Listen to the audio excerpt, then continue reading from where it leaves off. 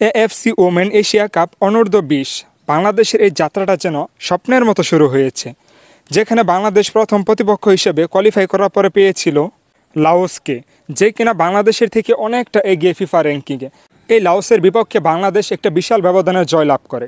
ঠিক তারই ধারাবাহিকতায় আজকে 8 তারিখে বাংলাদেশের দ্বিতীয় ম্যাচটি অনুষ্ঠিত হয়, যে ম্যাচটি প্রতিপক্ষ হিসাবে ছিল ইস্ট টাইমার আন্ডার-20 নারী দলটি। ঠিক গত ম্যাচের তুলনায় আজকের ম্যাচটাতেও বাংলাদেশ ঠিক তাদের প্রতিপক্ষকে তাদের শক্তিরূপটা দেখিয়ে দিয়েছে।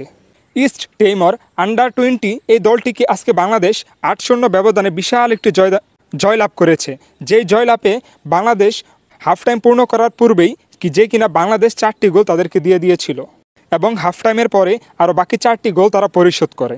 ইস্ট টাইমার, যার সাথে কিনা আজকে বাংলাদেশ খেলা হয়েছে, 8 ব্যবধানে জয়লাভ করেছে, তারা বর্তমানে ফিফা র্যাঙ্কিংয়ে অবস্থান করতেছে 157 নম্বরে। অপরদিকে বাংলাদেশ বর্তমানে অবস্থান করতেছে 104 নম্বর অবস্থানে, যা কিনা ইস্ট টেইলরের তুলনায় বাংলাদেশ মোটামুটি অনেকটা ভালো দিকে এগিয়ে আছে। এখন বাংলাদেশের পরবর্তী ম্যাচটা হবে দক্ষিণ কোরিয়ার বিপক্ষে, যা কিনা বাংলাদেশের তুলনায় মোটামুটি ভালো একটা অবস্থানে তারা আছে। তবে এটাই দেখার বিষয়, বাংলাদেশ এখন বর্তমানে তাদের যে জয়ের ধারাবাহিকতা, এটাকে তারা ধরে রাখতে পারে কিনা।